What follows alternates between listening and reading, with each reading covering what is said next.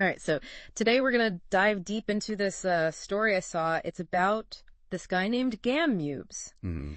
And he turned like his last $1,000 into a company worth $150 million.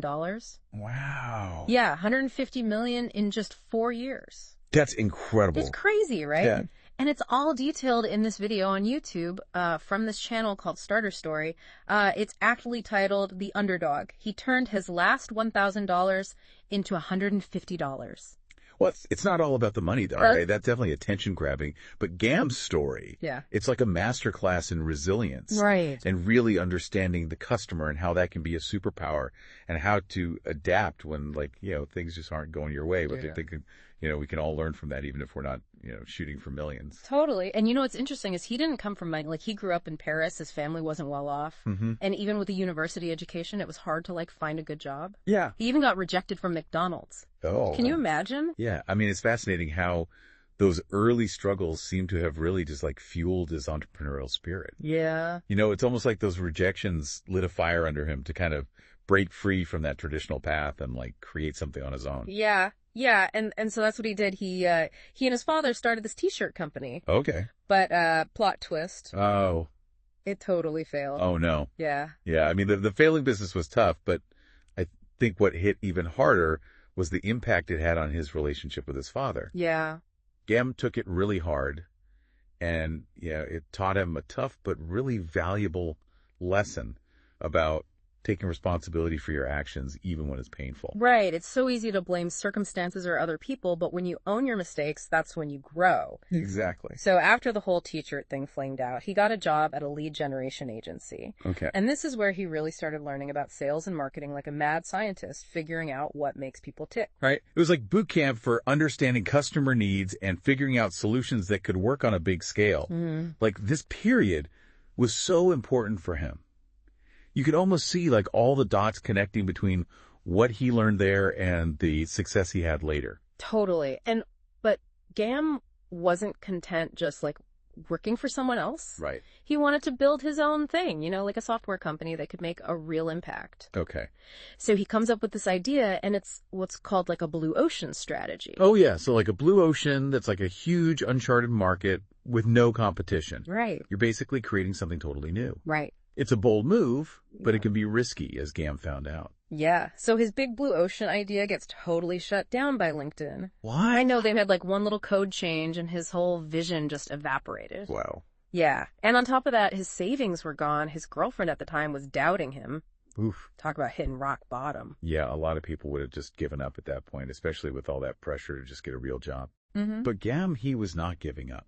Nope. He was determined to prove everyone wrong, even if it meant doing things his own way. Yeah, this is where we see that resilience really kick in. Totally.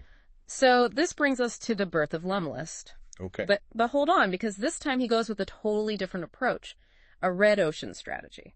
So red ocean means you dive into an existing market Right. and find a way to stand out. Yeah. It's like saying, okay, there are already sharks in the water, but I'm going to build a better boat or maybe even a submarine. I love that. You're not inventing a whole new ocean. You're just finding your advantage in a space that's already proven. Exactly. And Gam's edge with Lemlist was personalization. Okay?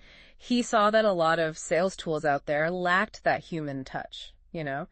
And Lemlist was all about making those connections feel genuine, not robotic. He was really focused on showing customers the return on investment, like how many meetings they could book using Lemlist. Yeah. That was key. It wasn't just a cool tool. It was something that directly helped their bottom line. So get this. He built the first version of Lemlist in just 2 weeks, and then personally closed his first 100 customers through live demos. He was like a one-man sales machine. He was, and he was constantly tweaking and improving based on what his users were telling him. See, this is a perfect example of the growth loop. Build something, test it, learn from the feedback, and then do it all again. Yeah. It's a cycle of always getting better and better. And he was living and breathing his product so he could adapt super fast and turn those early users into raving fans. Yeah. Lemlist just took off like crazy. They went from barely scraping by to $250,000 in annual recurring revenue in just 1 year. That's amazing. But even with all that success, Gam wasn't afraid to make a big change. He decided to completely revamp the whole product. Wow. And not everyone was happy about it. I bet. Yeah, this is where you really see Gam's vision and his willingness to trust his gut. Yeah. He knew that to get to the next level, he had to be willing to shake things up, even if it meant ruffling some feathers. Right. Sometimes you got to take risks to get those big rewards. Yeah.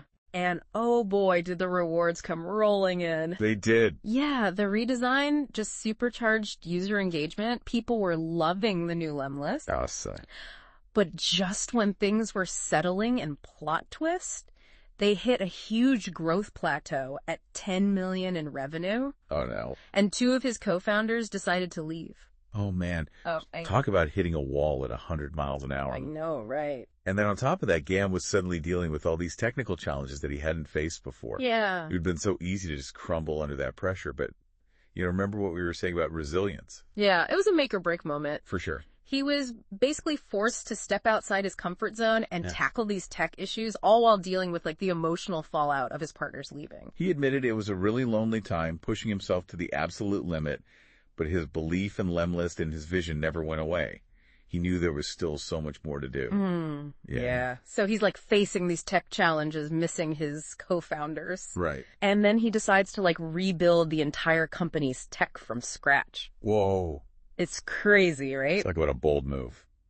He spent a year and a half on this massive tech overhaul, basically building a whole new foundation to support even more growth. Wow. And once that was done, he stumbled onto a strategy that totally changed the game for Lemlist, the magnet persona. Okay, what is a magnet persona? It sounds kind of mystical. It's actually pretty simple, but super effective. Okay.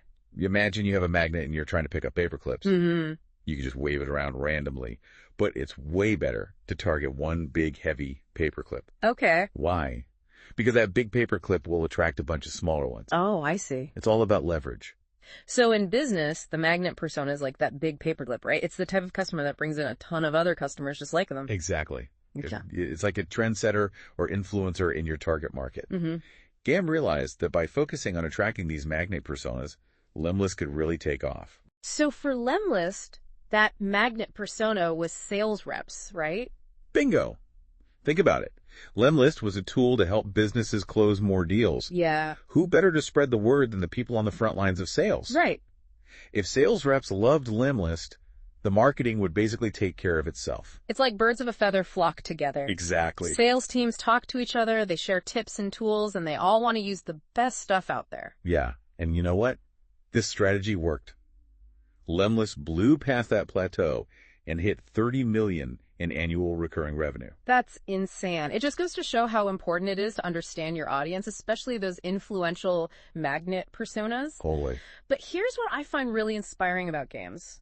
He achieved all this success, and it didn't change him. Right. It's been so easy to get caught up in it all, buy a fancy yacht and disappear to a private island. Totally. But Gam still enjoys the simple things like camping in the mountains. That's awesome. He's proof that real wealth isn't just about money. It's about staying true to yourself and your values.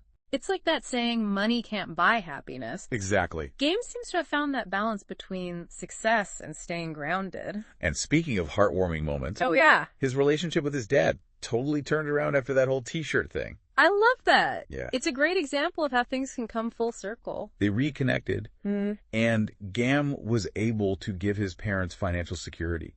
You can just imagine how much that meant to both of them. It's a reminder that family is priceless. Absolutely. And, Gam's journey from those early struggles to this incredible success, it really shows that it's not just about the destination, it's about the journey itself. I totally agree. He talks about being patient with the results, but impatient with the actions. It's about taking those steps, even when you can't see the finish line. Right. And always keep learning, keep growing. So to our listener out there, what part of Gam's story speaks to you the most? What piece of wisdom are you going to take away? For me, it's the reminder that setbacks are going to happen. Yeah. You're going to face rejection, hit roadblocks, maybe even have a t-shirt business that completely fails. Yeah. But it's how you deal with those setbacks that really matters. It's about having the guts to pick yourself up, learn from your mistakes, and keep going. And sometimes it means taking a leap of faith like Gam did with that Lemlist redesign. You can't be afraid to challenge the status quo and trust your gut. It's about finding that balance between making those bold moves and really understanding your customers and what they need. Right.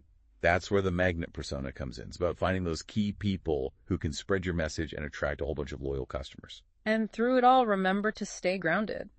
Success is great, but it's not everything. Yeah. Don't forget about your values, your relationships, and the impact you make on the world. Yeah, it's kind of like money can't buy happiness, but, money can buy you the freedom to do what you love. Right, right. And for Gam, that seems to be building something that matters. Mm-hmm. Helping others and maybe even proving some people wrong along the way. Yeah, I love that. It's not about like flashing your wealth. It's about that passion. Exactly. And his advice to entrepreneurs is spot on, be patient with results, but impatient with action. Mm-hmm. Like we can all use that advice, whether we're starting a business or just learning something new. It's that balance of persistence and hustle, Yeah. Got to have the long-term vision, but also take those daily steps to get there.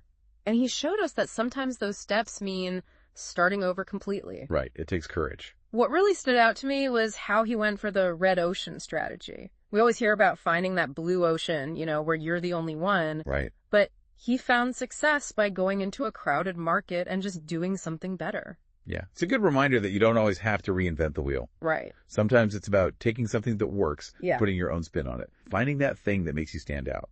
And for him, it was all about making sales more human. Yeah. He saw that people wanted a way to connect with customers on a more personal level. And that's a lesson that goes beyond business. Mm-hmm. Whether you're writing or creating art or even just talking to someone, it's about making that real connection, something that resonates with people.